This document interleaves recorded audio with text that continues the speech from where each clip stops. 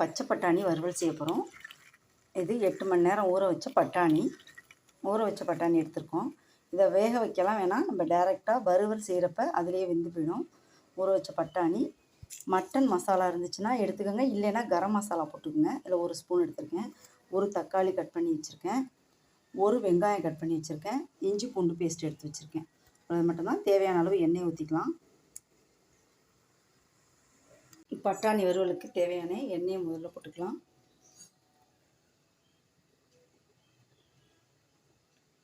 ஒரு 2 ஸ்பூன் எண்ணெய் ஊற்றிருக்கேன். அவ்வளோதான். எண்ணெய் காய்ச்சோன்னே அதில் வெட்டி வச்சுருக்க வெங்காயத்தை ஃபஸ்ட்டு போட்டுக்கலாம். எண்ணெய் காஞ்சிருச்சு. நம்ம சோம்பெல்லாம் போடவே இல்லை, ஏன்னா இந்த கறி மசாலா தூள்லையே இருக்கிறதுனால. அப்படி நீங்கள் உங்கள்கிட்ட இல்லை அப்படின்னாக்கா என்ன பண்ணிக்கலாம், நம்மளே இஞ்சி பூண்டு அரைக்கிறப்ப அதில் கொஞ்சம் சோம்பு, கொஞ்சமாக மிளகு, இந்த சோம்பு போட்டு அரைச்சிக்கலாம். போட்டு வதக்கிக்குவோம்.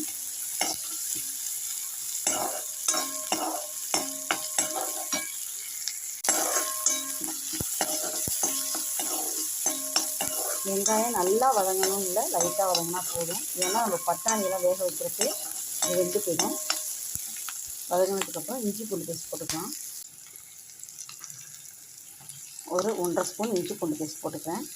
இஞ்சி பூண்டு பேஸ்ட்லேயே நான் பட்டை, கிராம்பு, ஏலக்காய் லைட்டாக போட்டு அரைச்சிருக்கேன்.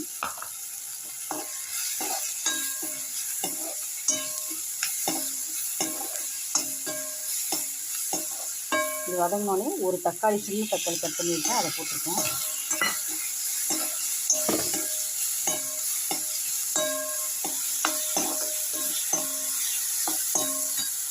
கொஞ்சமாக மஞ்சள்தூள் போட்டுக்கலாம். ஊற வச்ச பட்டாணியை டைரெக்டாக போட்டுடுறோம். வேகலாம் வைக்கலை, டைரெக்டாகவே போடுறோம். இதில் ஒரு வதக்கிடுவோம். இது வந்து ரச சாதம், தயிர் சாதம், சாம்பார் சாதம் எல்லாத்துக்குமே இந்த வறுவலை தொட்டுக்கிறதுக்கு நல்லாயிருக்கும். நம்ம குருமா அந்த மாதிரி தான் செய்வோம். இது வறுவலாகவே நல்லாவே இருக்கும். நாங்கள் உங்களுக்கு ஃப்ரெஷ்ஷான பட்டாணி கிடைச்சிச்சுன்னா அதுலேயும் செஞ்சுக்கலாம். நம்ம ஃப்ரெஷ்ஷான பட்டாணி இல்லாத பட்சத்தில் இந்த மாதிரி ஊற வச்சு செஞ்சுக்கலாம்.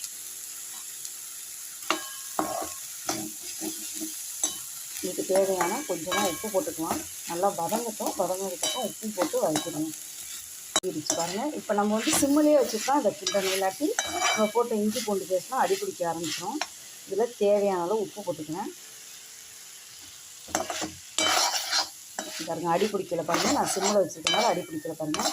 மிளகாத்தூள்லாம் நம்ம போடல. கறி மசாலா தூளும் வச்சுருக்கேன், இன்னும் போடல. நல்லா வதங்கட்டும்.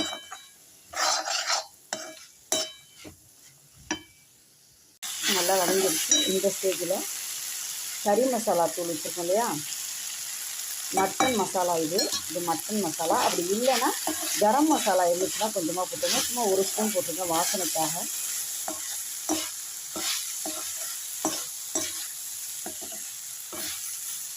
நல்லா வதக்கிடுவோம். உங்கள்கிட்ட குழம்பு மசாலா தூள் இருந்துச்சுன்னா போடுங்க.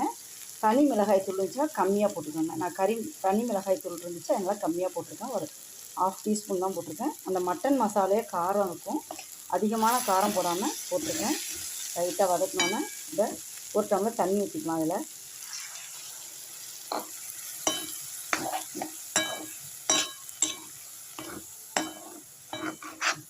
நீங்கள் தனி தூள் வச்சுருந்தீங்க, தனி மிளகாய் தூள் வச்சுருந்தீங்கன்னா லைட்டாக மல்லித்தூளும் லைட்டாக 1/2 டீஸ்பூன் போட்டுங்க.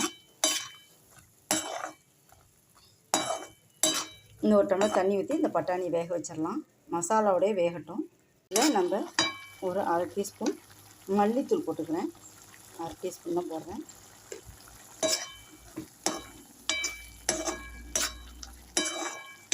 இதில் இன்னொரு டம்ளர் தண்ணி ஊற்றிடுறேன். நல்லா வேகட்டும். பட்டாணி இப்படி வேக வச்சாலே வெந்துடும். குக்கர்லாம் வேக வைக்கணும்னு அவசியம் கிடையாது. நல்லா ஊறிடுச்சுன்னா அப்படி வேகும். நல்லா ஊற வைக்கிறதுனா நம்ம குக்கரில் வைக்கலாம். நைட்டே ஊற வச்சதுனால நல்லா ஊறிட்டு இது பட்டாணியை அடிப்பிடிக்க விடாமல் நல்லா வேக விட்டுறலாம். அப்பப்போ கிண்டி விட்டுறணும். மூடி வச்சிட்டோம்னு வச்சுங்க, நல்லா வெந்துடும். இல்லை லைட்டாக உப்பு பத்தலை, லைட்டாக உப்பு போட்டுக்கிறேன். மூடி வச்சுக்கலாம். எந்த அளவுக்கு வெந்திருக்கு பாருங்கள்.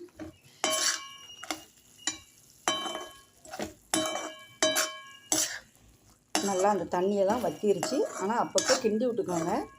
நம்மளாம் செய்கிறப்ப நம்ம தண்ணி தான் நிறையா ஊற்றிருக்கோமே, அந்தாண்ட போயிட்டோம்னா அடி பிடிச்சிரும். பட்டாணி வெந்துருச்சான்னு பார்க்கலாம். நல்லா வெந்துருச்சு. உங்களுக்கு மசாலாவோடு வேணும் அப்படின்னாக்கா இதில் கொஞ்சமாக தேங்காயும் சோம்பும் அரைச்சி இதோட போட்டு கலந்து இன்னும் கொஞ்சம் அரை டம்ளர் தண்ணி ஊற்றி கொதிக்க விட்டுட்டு நல்லா திக்காக வந்ததுக்கப்புறமா இறக்கிடலாம். கருவேப்பிலை மல்லி புதினா கொஞ்சம் கிள்ளி போட்டு இறக்கிடலாம். வறுவல் ரெடி ஆகிடுச்சு. லாஸ்ட்டாக கொஞ்சமாக கரம் மசாலா போட்டுக்கிறோம். ஏற்கனவே போட்டது மட்டன் மசாலா போட்டேன். கரம் மசாலா லைட்டாக தான் மிளகாத்தூள் போட்டுக்கிட்டேன். நீங்கள் வந்து காரம் அதிகமாக போட்டுறாதீங்க. இந்த பட்டாணி சாப்பிட்றப்ப அந்த காரம் அப்புறம் அதிகமாக வந்து சாப்பிட முடியாது. கொஞ்சம் நேரம் இருக்கட்டும். இதில் மல்லித்தலையை தூவி மல்லியும் புதினாவும் கட் பண்ணி வச்சுருக்கேன்.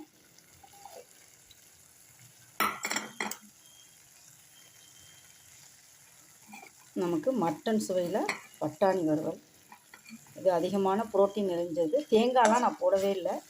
நீங்கள் வேணும்னா போட்டுக்கோங்கன்னு சொல்லியிருக்கேன். தேங்காயும் கொஞ்சமாக ஒரு கைப்பிடி தேங்காய் போட்டு அதோட சோம்பு அதிகமாக குவான்டிட்டி வேணும் அப்படின்னாக்கா, மசாலா வேணும் அப்படின்னாக்கா தேங்காயும் சோம்பும் கொஞ்சமாக அரைச்சி அதே மாதிரி மசாலா பெரட்டிட்டீங்க அப்படின்னாக்கா நமக்கு சப்பாத்திக்கெல்லாம் தொட்டுக்கிறதுக்கு இன்னும் கொஞ்சம் தண்ணியாக கிரேவியாக வச்சுட்டா இன்னும் நல்லாயிருக்கும்.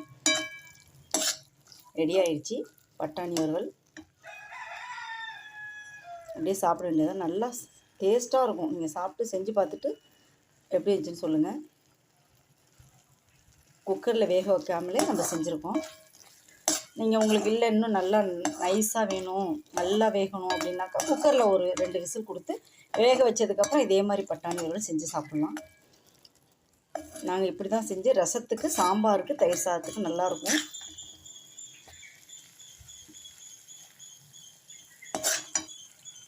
எப்படி இருக்குது பாருங்கள். மசாலா தக்காளி போட்டிருக்கோம், வெங்காயம் போட்டிருக்கோம். உப்பெல்லாம் ஏறிடுச்சு, பட்டாணிக்கே ஏறிடுச்சு.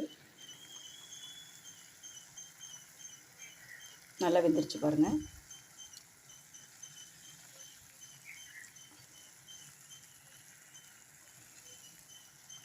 உங்களுக்கு காமிக்கிறதுக்காக தான் நல்லா வெந்திருக்கு அப்படிங்கிறத காட்டுறதுக்கு தான் 2 டம்ளர் தண்ணி ஊற்றி வேக வச்சுது. உங்களுக்கு வேக பத்தலை அப்படின்னா குக்கரில் வேக வச்சுக்கோங்க. நமக்கு பட்டாணி வறுவல் ரெடி ஆகிடுச்சு. மட்டன் சுவையில் பட்டாணி வறுவல்.